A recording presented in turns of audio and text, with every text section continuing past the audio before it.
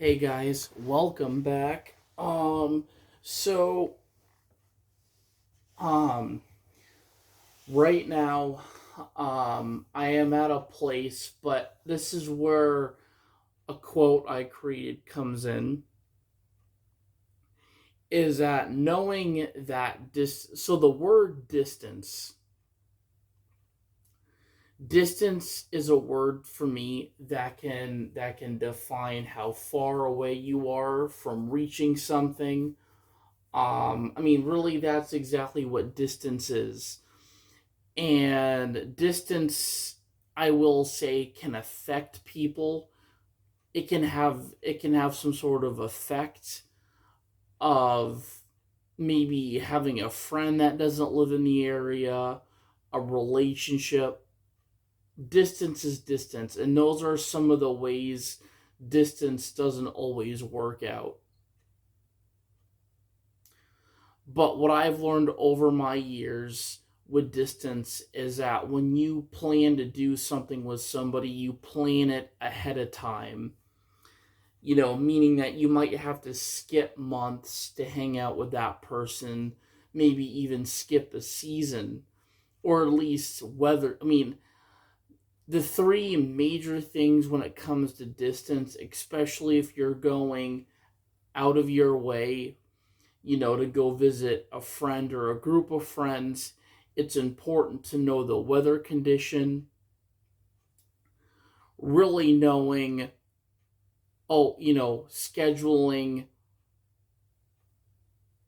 the date, talking about what you might be doing when those days come about, when that day comes about, but having at least an idea, having having more of a plan and date that you're going to meet together. So distance for me is very limited when it comes to that. But what if I were to tell everyone here is, and this is where my quote comes in, distance distance is like a so and there I mean not so much with human connections, but distance is also a word that is a sibling, meaning that distance, because we think about distance as maybe having an older sibling. You're not always gonna, they're not always, you're not always gonna agree to the same terms, but you're family. And that's what it comes down to. And when you're part of a day program, that is also considered your family.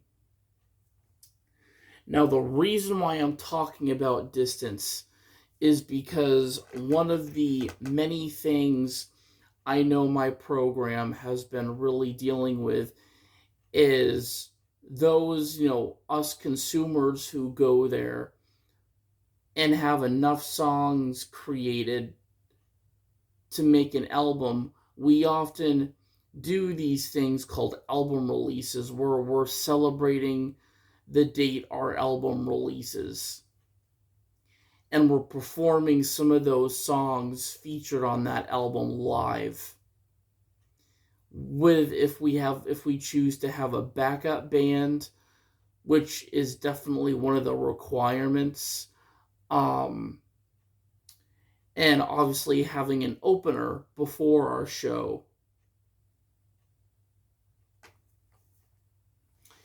And one of the many things I know in bigger cities, I mean, especially Portland, and venues there being very stubborn about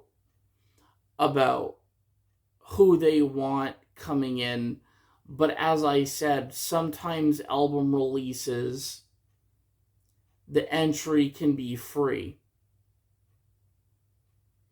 Whereas if you want to donate by donation, because that's what my significant other did for her album release last month, is what she, or back in June. Was it June? No, it could have been May too. Um,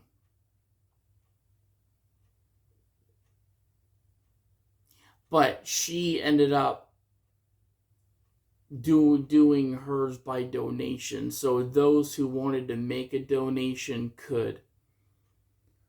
Of course, her album, she was selling her new album, her EP. Um, but that's pretty that's pretty obviously makes sense that you would be making money selling your albums, and that's what we do in this program. Is when we do an album release, the artist gets half the money, and the other half of the money goes to the program. But I know I know since things have changed through venues, through music, really where people just don't want us to perform. Is it us individuals? I think I think there's definitely deep deep stubbornness with venues. Would they have people perform that maybe weren't as special? Absolutely. But I will say, unfortunately, this industry loves cover music, meaning that if it's a band that does nothing but covers other songs written by different bands and artists, that's what people are gravitated towards more so than original music. And I see that, and not just in places like Portland, but I used to see it a lot in Freiburg has a lot of, I will say, a good example of what I'm talking about are tribute bands. Now, tribute bands, that are they're going by a style of a certain band. So a good example to state is there was a band that came to the fair. I think it was back in 2019 or 2020. But they were called Dirty Deeds, and they were a tribute band to AC/DC. Um, so really, a tribute band would be playing a lot of the songs from that band. Mainly, that's what a tribute band is. They're playing songs from that band.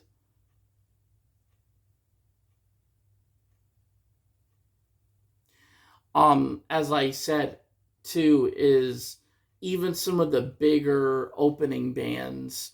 But that's the thing, is you play music that you enjoyed listening to, whereas original music is coming from a factory. It's coming from you or your band.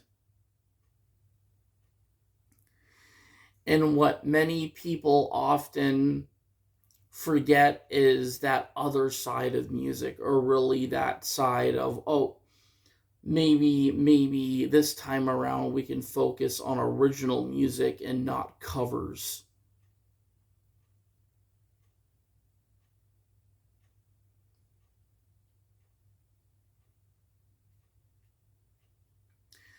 And I think and I feel like, as a musician and as somebody who is very serious in the music industry, I think we need more people writing original music.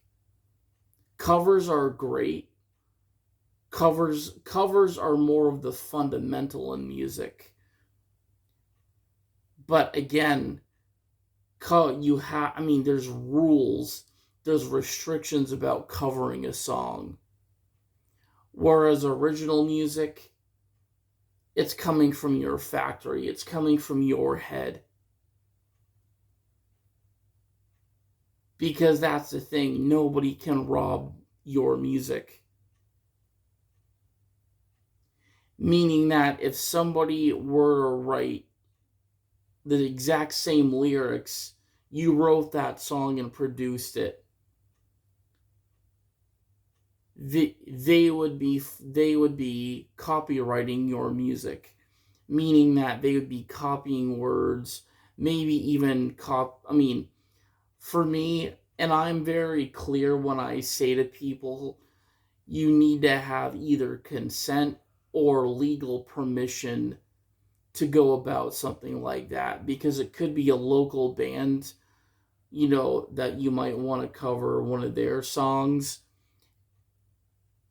or a band that you grew up listening to. No, still following those rules. Um, but unfortunately, I will say that management comes in, comes out, but the new I hate to say it, but the newer, sometimes I hate to say it, but sometimes new owners, and I don't want people to take offense to this. We're all stubborn at certain points in our life, but we shouldn't be super stubborn to the point where we can't allow those who express original ability to create music and blank them out completely. Be like, no. Because again, I'm somebody who is willing to sit down, speak whoever is managing that venue, and ask, all right, what are your qualifications? Are there things that are, I mean, obviously each venue have requirements that have to be met. And I'm one of those people who will kind of, instead of getting upset, if I can make time to talk to the manager, I'll be, okay, what are you guys hoping to gain? What are you looking for? And what does my band or myself have to do to meet your requirements to perform at your venue? But questions like that, sometimes, I mean, a lot of times venues will not answer. As communication sucks. Let's just give it that. Let's just honestly say that communication doesn't always work in our favor when we communicate of what we need.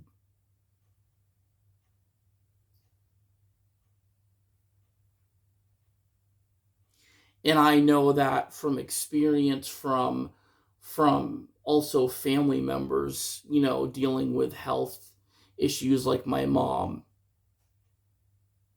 So you really have to put the gas to the wheel. And but I'm not really asking for people to bless me, but I'm asking that you don't give up hope, because for my music program, I'll be able to get them out of a position where openers, um obviously performing, even if you're not an opener and you're the main attraction, you're the main band that's performing, um it's really important to know each venue, knowing them well, knowing what they require, but also if they refuse to have you, it's unfortunately on them. It's not on a program that helps young adults with intellectual disabilities expressing music of how they want to express it. Because many times I've heard Eric state, you know, is that you don't need a college degree or diploma to create music, to create art. You could be poor as hell and still be able to create art through music. And that's what the term underground means, is that maybe people didn't go to college, self-learning, self-taught.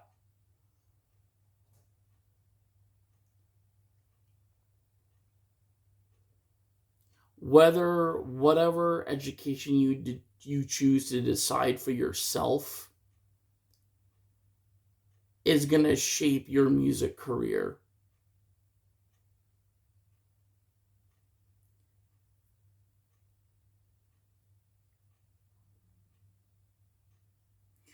It's literally like sculpting something out of Play-Doh or clay. You know, different tools do different things to the clay or Play-Doh. They have the little stencils too for Play-Doh where you can make shapes. But a good way of thinking about it is through music, through art, is that sometimes it's not the sound that shapes, because we can talk about style of music, we can talk about sound, but shaping of your education when it comes to music, whether it was through school education or if it was through self-taught, if you have heritage in your family that was very spiritual in music, it's important to recognize.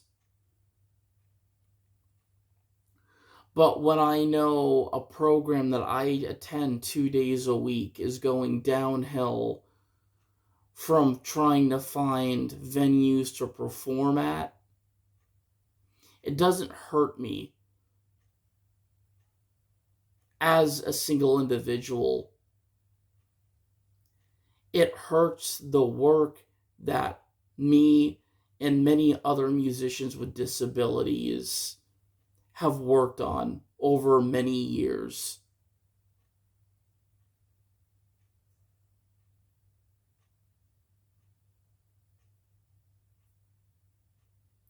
And I think it is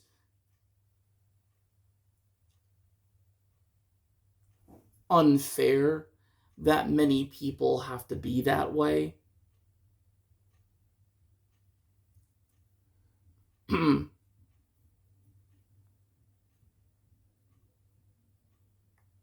But I also feel like too it's due of many of these venues, you know, just being self-centered.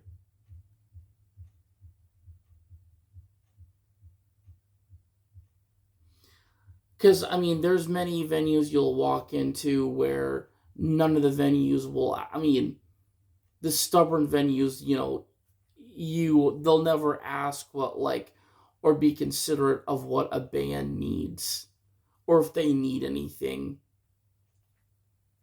Again, I understand of that we're an independent country,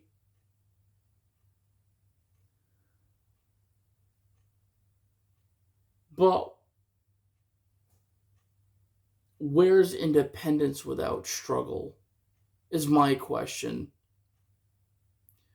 Because I think that's how we learn in life, is sometimes when we struggle,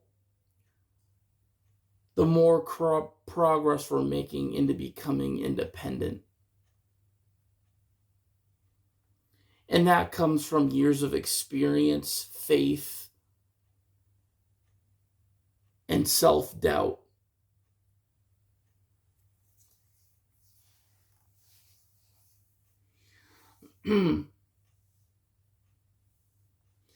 But there's a music venue in Bridgeton that that I mean I live like 25 minutes from Bridgeton.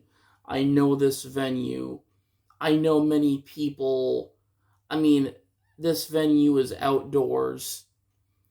It's community friendly, so there's definitely no hatefulness, no stubbornness with this venue. Um, Obviously, it's a free venue, so admission would always be free for those who are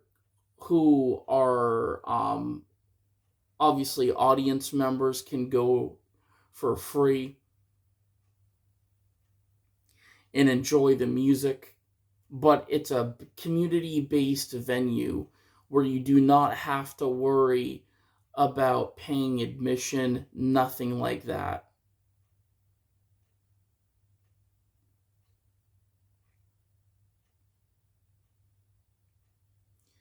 So the whole admission bullshit, especially if you're doing this within a community,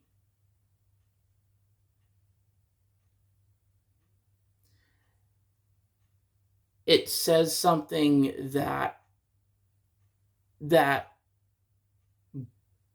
and I don't know if it has to do with the size of a city rather than versus a venue, but outdoor venues and even a lot of indoor venues offer free admission.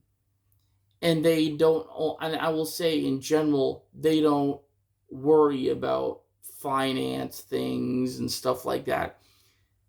It's the community that gives, and we give back to the community. And that's one of the many lessons I'll teach my children, is that there could be a treated band, or me performing, or another band being treated fairly, money's coming in, where many people create music, they play at venues, they're expecting money. Maybe not right away until after the gig, but we should, as a nation, we should also really be connecting with the community more so than having to pay every time for admission for a show. That's really only when you know a band that you like that is performing. So somebody that's created music way longer, somebody you've listened to all your life, those are bands you want to more than likely spend money on for admission. They're stars at that point.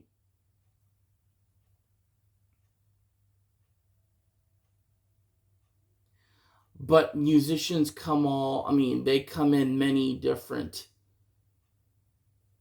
personalities. It is not something to take advantage of, or to discriminate, or to let down.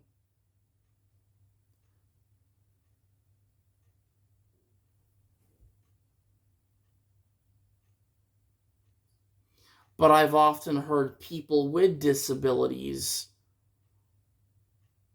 I've heard this many times, we're not able to work continuously. We always break. We always pause at certain things. Well, whatever. Whatever. I see people who are normal pause for different things. I observe that. And I also see people that might be U.S. citizens, or that might register as U.S. citizens in America, get fed that shit. That even though they're not from this country, they're not working as hard. Well,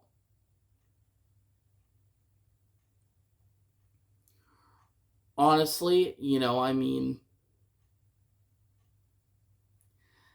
I would say right there that is incredibly racist for somebody to really depict on somebody's worth ethic and skill.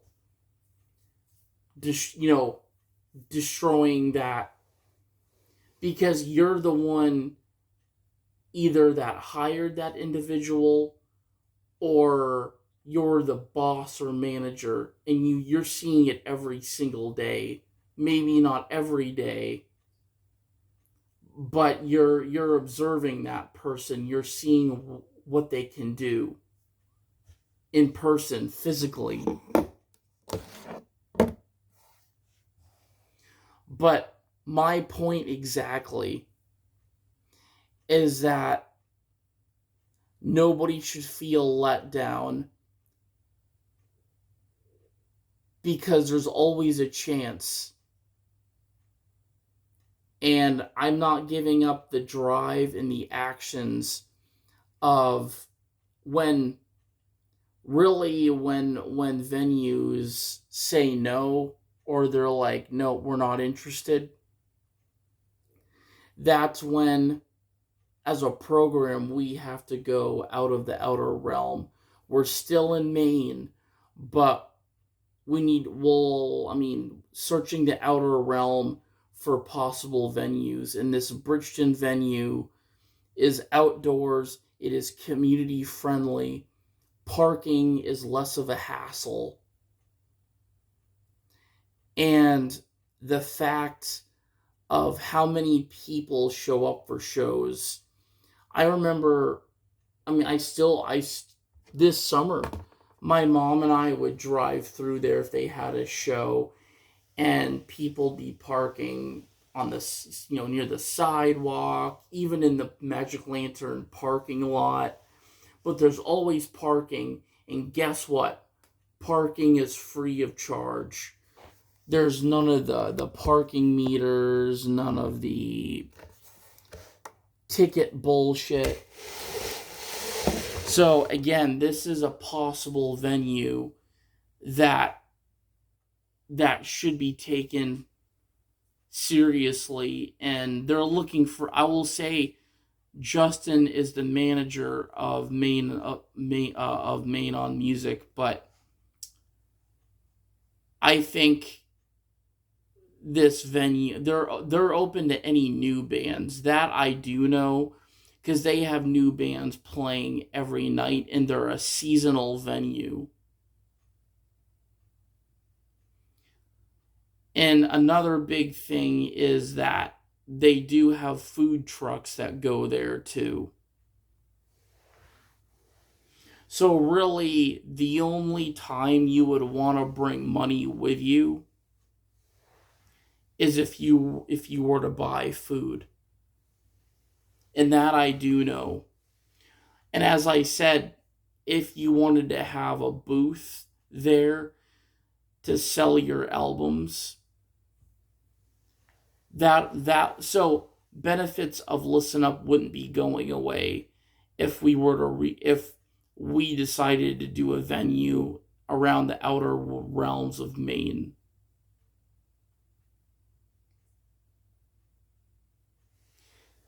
It's 100% possible.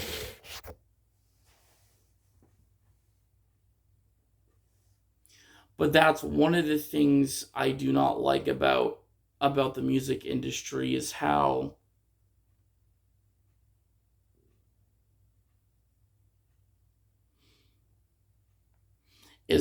sometimes it can defeat somebody's choice of wanting to perform at that certain area.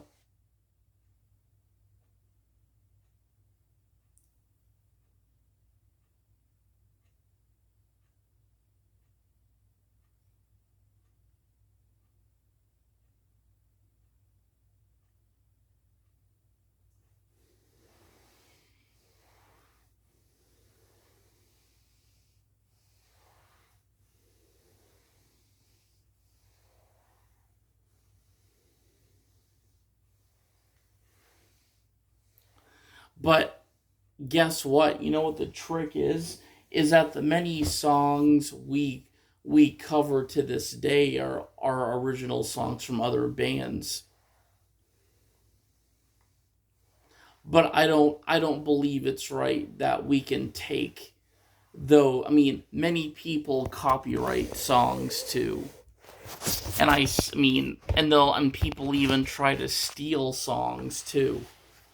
So again, you have to have the legal permission to do that, to proceed with that, and really, it's a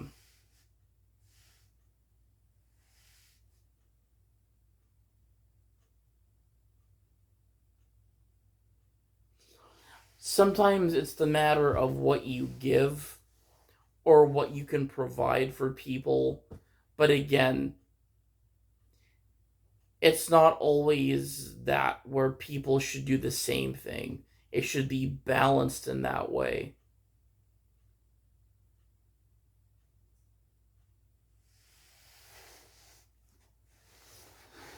Because honestly, I mean, bands I look up to did exactly what I'm talking about.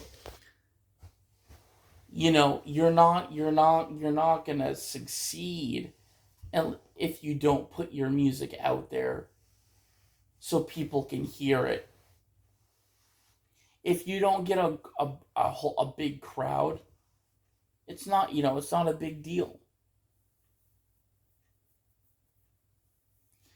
It's the ability to go out and play.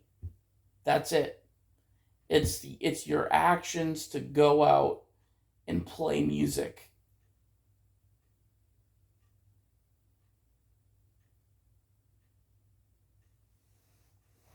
Sometimes even in the studio, you hear the phrase "let's just jam." Though 100 times those jams lead into full songs.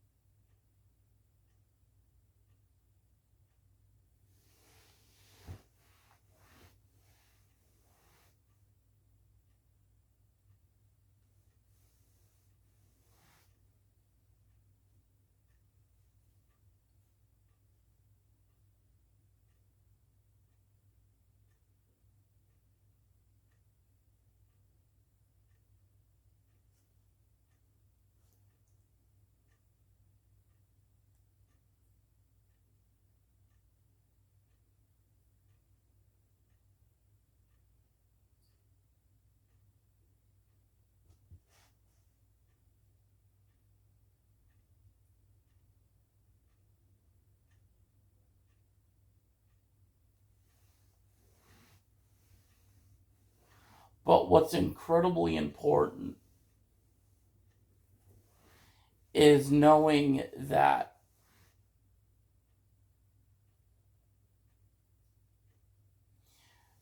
music,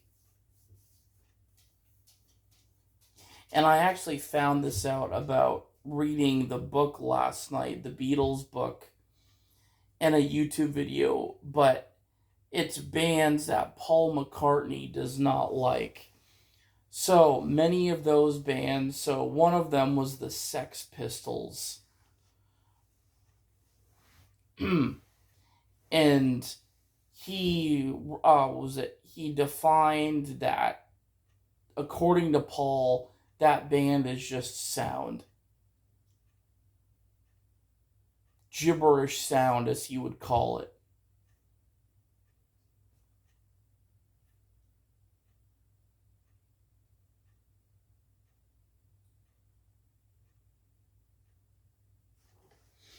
And of course, bands wanting to compete with the Beatles, thinking that they're better. He mentioned Oasis, the Rolling Stones. But Oasis is one of the bands that Paul McCartney mentions that stated they are way better than the Beatles. But again, bands are going to have competition. And there's going to be bands that are calm who don't feed into ego or an ego through another band.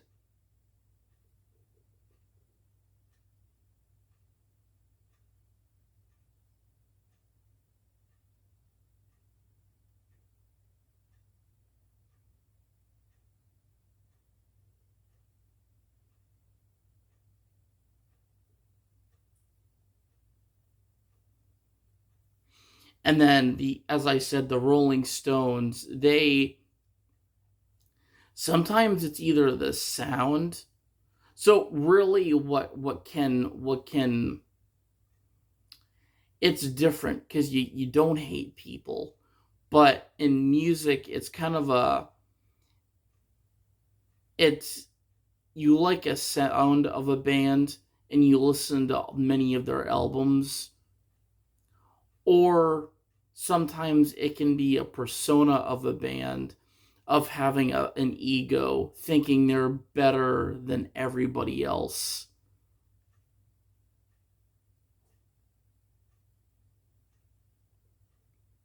I don't believe in that there is I don't believe in that there's not or I mean there's bands you may not listen to. There's genres probably you don't really listen to as much as other genres, but that's what the flavor of music is. You're either going to get you're either going to get good flavor out of it or you're going to get something you don't like out of that.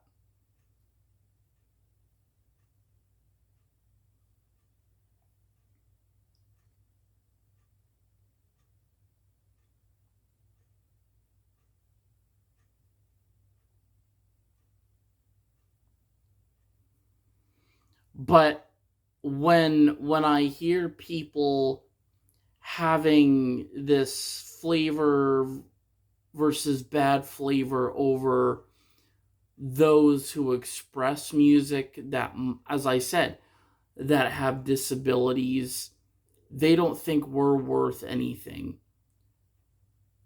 And in many visions, it's a grain of salt when it comes to trying to find a venue.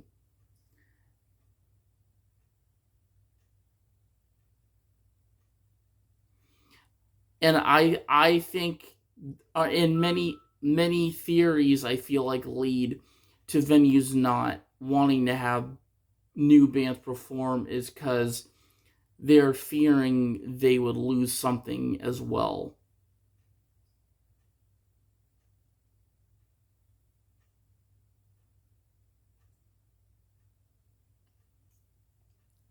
Again, and many just don't care letting bands that are choosing to perform there, and and that's the thing. The communication too is also a huge thing. It's one of the bigger pictures in this setting that helps you maybe get that show, get that gig. Communicating with management who manages the venue, or even playing at a bar or a restaurant, making sure the owner knows what you're doing. I will say bars are much more manageable. Places like outdoor venues that provide for the community, that bring the community together, they're giving many different approaches, many good tastes that us musicians need. Because we're people too. And those who are people with new management are also human.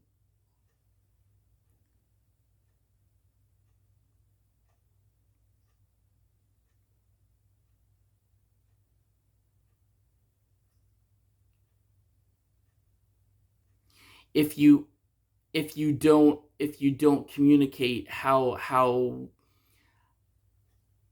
because that's the thing, management sometimes never calls back. They'll email if they can, but I would rather do a direct phone call than an email any day of the week.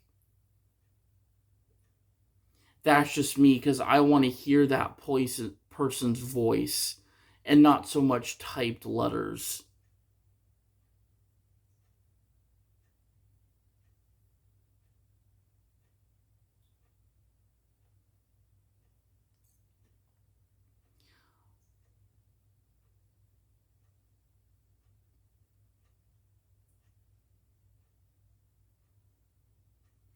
But it is really unfair that many of us with disabilities, I mean, it doesn't take long for anything, like, as I said, things getting taken away from us. But we're just as human as people who don't have disabilities. Are, we're everyone's human. It doesn't matter what you have, what your condition is. We're all human. We're not aliens.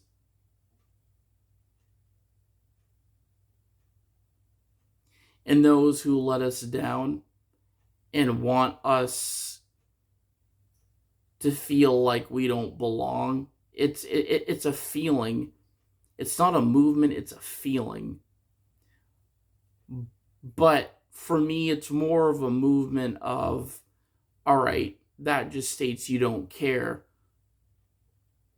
But the action is keep moving forward. Those who are stubborn and say no, leave us alone. All right, we'll leave you alone. We'll talk to somebody else. You're gonna get it, even if it's not the exact location. But that's where I'm coming from. Is that don't give up hope, don't give up. Because really, those people don't, I mean, they don't want to give you the chance. Oh well. Oh well. I guess that's their battle to face.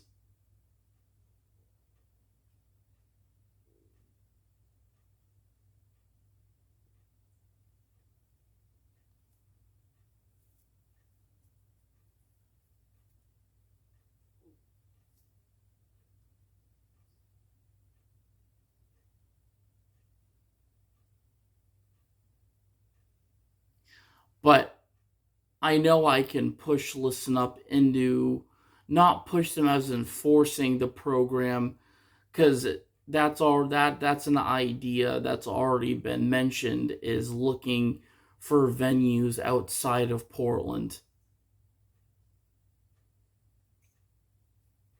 And I think, honestly, that's really the only way we would at least be able to have album releases. Because if people are going to be more stubborn than usual about shit like that, the less opportunities there will be. Unless, as I said, sometimes a lot, I mean, some places go out of business and a new business gets rebuilt too. So, but I don't know. I mean, you don't really know when that will happen either. I mean,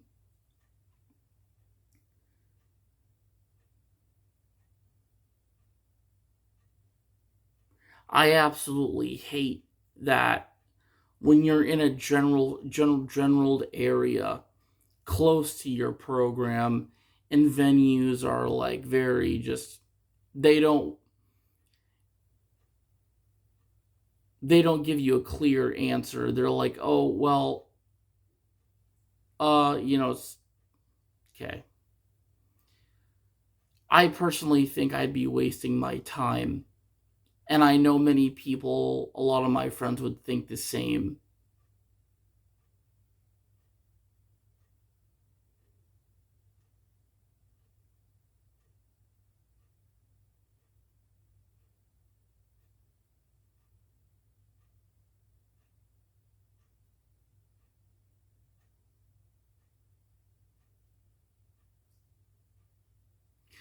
But I mean, outdoor venues, again, it's outdoors, it's outside. And many people, I mean, especially at this venue, it is always goddamn packed with people. And as I said, there's plenty of parking in Bridgeton. I mean, that's the thing, is you don't have to worry about getting a ticket, getting towed, nothing. Because many of those buildings are either businesses or, as I said, walking distance. You know, if you want to get a walk in, you can park at like Highland Beach.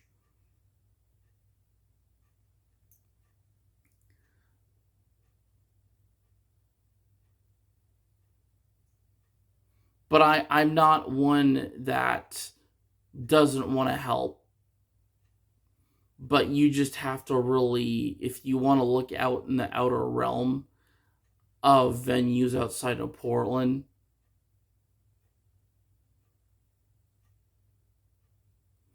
it's very similar. If you're getting the boot, or if you're getting, if somebody's acting stubborn, sometimes you just have to move from that planet. Or many venues are just saying, no, we want to be left alone. Well, again, that's them returning that maybe they don't want peace, they just want their venue as is, not being touched. Or, and we're not touching this venue, we're offering to play there because we're also musicians. And that might be the venue that is convenient for us as musicians.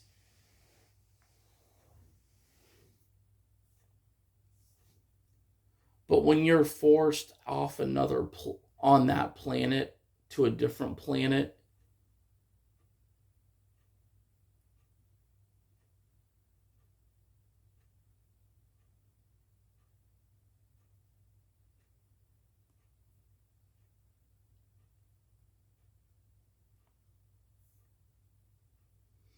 honestly, and I know a lot of people listen up that would, I feel like, really like this venue. I think a lot of the staff would, many of the staff to be exact.